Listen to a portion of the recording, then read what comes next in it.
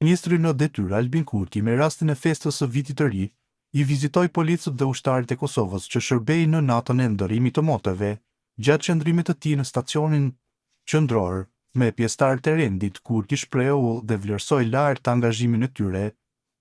Shpreh vlerësimin tim të lartë për të gjithë djemtë e vajzat tona me uniformë, të cilët me përkushtimin, profesionalizmin dhe përgjegjësinë e lartë kontribuojnë çdo ditë në garantimin e rendit, ligjit dhe sigurisë publike në Republikën tonë, deklaroi Kurti.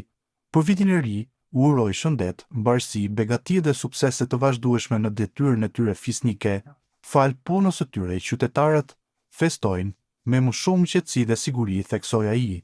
Kurse fiks në orën 00, shefi i ekzekutivit në detyrë shkoi dhe takoi edhe ushtarët e FSK-s, ku u prit nga komandanti Bashkimi Ashari, me profesionalizëm, disiplinë dhe përkushtim të palëkundur, ushtarët tanë mishërojnë vlerat më të larta të sakrificës dhe përgjegjësisë për sigurinë e Republikës sonë. Ata janë garanci për paqe në vend dhe për një të ardhme të sigurt të Republikës, tha i pari i qeverisë.